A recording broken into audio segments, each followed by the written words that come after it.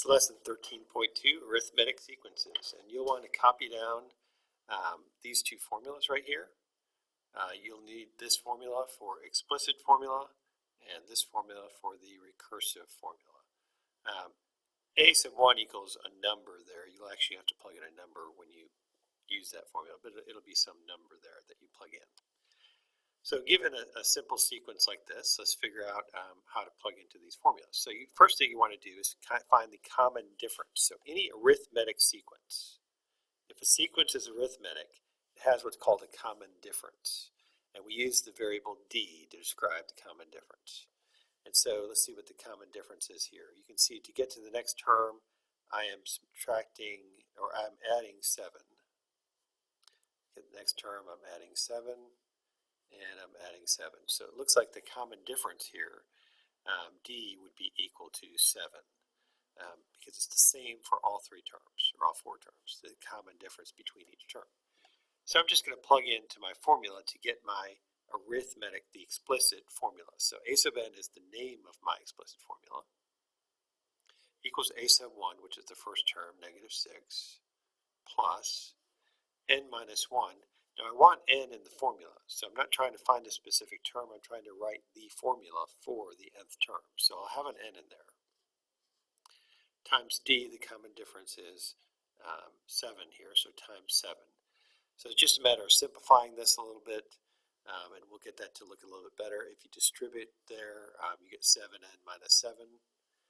So a sub n equals 7n minus 7 minus 6 is minus 13. So that would be the explicit formula in simplest form. Recursive is possibly even easier. So it's just a matter of plugging in here. A sub n minus 1 is always going to be part of the explicit, of the recursive formula here. In this case, plus 7. And then one more part to this, I need to define what a sub 1 is. And a sub 1 in the first case, this is the first term, which is negative 6. So both of these define the recursive sequence. The a sub n defines the nth term, and the first term must be defined if you're doing a recursive sequence. Let's look at another one.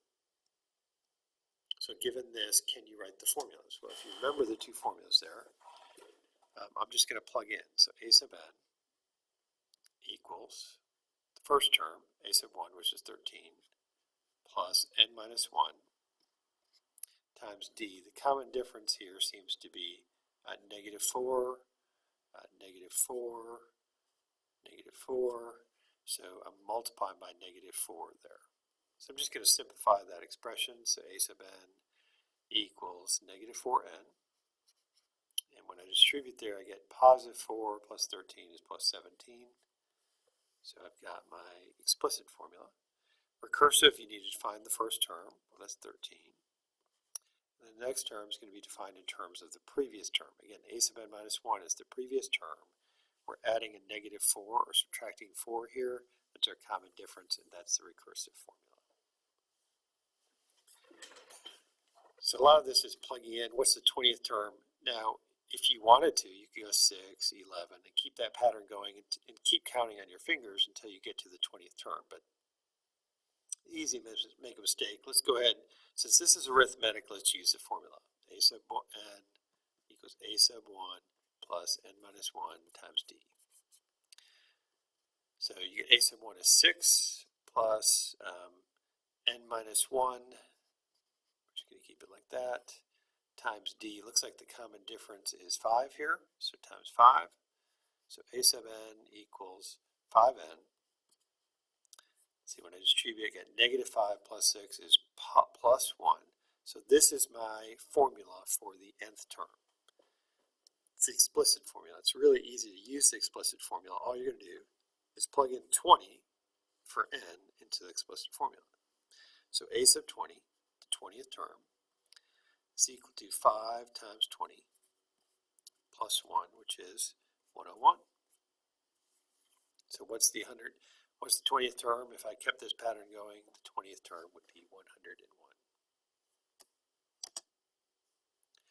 What are the second and third terms of this sequence? There's different ways to do this, but using the formula, it's kind of a neat use of the formula, and it's helpful, I think, to start thinking this way. I am going to use the formula, even though we could probably do this without using the formula. I'm going to use the formula. So a sub 1 n equals a sub 1 plus n minus 1 times d. So it's obvious to see what we plug in here for that first term. It's 30 plus, now n minus 1, I think we know what n is because this is the first term, this is the fourth term. So I think n in this case is going to be 4. So 4 minus 1 times a common difference of, I don't know that, which is bad because I really want to just only have one variable I don't know here, but I think I know a sub n because, again, in this problem, a sub n is the fourth term. When n is 4, right here, a sub n is actually 75. This is the fourth term, is 75. So we're not guessing at that. So we're going to solve this. It'll be subtract 30 from both sides. You get 45 equals 3 times d. Go ahead and divide by 3. You get 15 equals d. So our common difference is d. Once you find the common difference, I prefer to just add it to get to the next term. So this would be 30 plus 15 is 45, plus 15 is 60, and plus 15 is 75. So you can see that it definitely works. And that's probably the quickest way to do that. Okay, so this one, if you wanted to do it, is going to be the same as the last one. So let's look at the arithmetic mean. So this is kind of an easy concept with the arithmetic mean. So this guy is the arithmetic mean of these two numbers. And basically what that means is you're going to average those numbers to find the middle of the two numbers, and that'll be the arithmetic mean. So if you add up 10 plus 20, 10 plus 20, and divide by 2, that's how you average numbers. You get 30 divided by 2, which is 15. So that's the geometric or arithmetic mean between the two of those numbers. So you could actually solve a problem like this using arithmetic mean. It's kind of a sneaky way of doing things. So because this value is in the middle between those two numbers, and this is an arithmetic sequence, I can just find the arithmetic mean, or the average of those two numbers, 12 and 38. If I add them together and divide by 2, 12 plus 38 is 50. 50 divided by 2 is 25. So I know this is going to be 25 right here. Now again, I can just continue that here. So if I want to find the middle of these two numbers, I'm going to add them together and divide by 2. So you add them together, you get 37. 37 divided by 2 is 37 over 2. That'd be a fine way to write that, 37 over 2, or in other words, 18.5. And then the last two here, to find this arithmetic mean, you're going to average these two numbers. That's 50, that's 63. So 63 over 2 is 63 over 2, or I guess if you wanted to find that, that would be what? 31.5 you could write as well. So that's kind of a quick way of getting those missing numbers if you don't want to use the formulas as much. There's another formula. You need to memorize these, although we won't provide them on the test. But they're nice, handy to know for ACT sometimes, so forth. This finds the partial sum, or finds the sum of a whole sequence or series here. So usually when we use the word series, when we put plus signs in between. So you notice we have plus signs there. If we use the term sequence, we'll use commas to separate the terms. So arithmetic series or arithmetic sequence are very, very similar. They both have a arithmetic pattern, but a series is going to have plus signs in between the numbers. So the problem with this formula is I really need, like in this case, I can start plugging in and say S sub n equals n over 2. Well, I don't know what n is, so I'm just going to write n over 2 times a sub 1. I know the first term is 2. I know the last term, a sub n, is 62. I'm calling that my a sub n, is 62. The problem is I really don't know what this n is.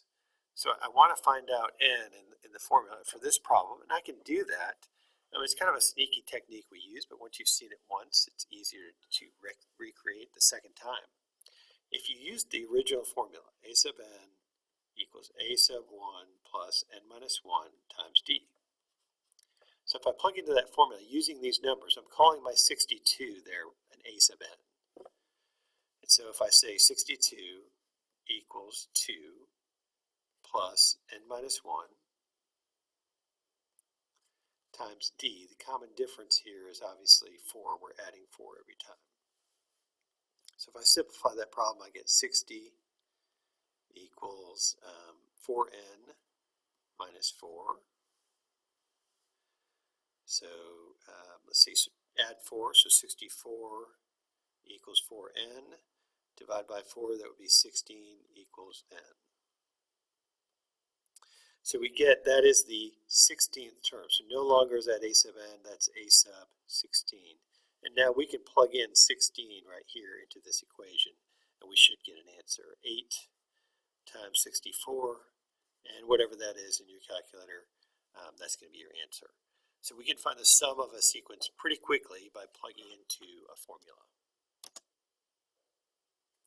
Again, you want to use the same kind of technique here. So the first step, it's kind of a weird step, but we're using the a sub n equals a sub 1 plus n minus 1 times d formula. So we're plugging in, this is like our a sub n, this of course is our a sub 1. We just don't know what number term that is. So we're plugging in negative 90 equals 81 plus n minus 1 times the common difference of, it looks like we're doing, we are subtracting 9 each time, so negative 9. So if I solve that problem, I get negative 171 equals negative 9n plus 9. Subtract 9, negative 180, I like that, equals negative 9n. Divide by negative 9, you get n equals, let's see, 20. And so now we know that's really the 20th term. And so knowing that and going back and using this formula, the S sub n formula there, S sub 20 equals 20 over 2 divided by a sub 81, that's a sub 1, plus a sub 20 is negative 90.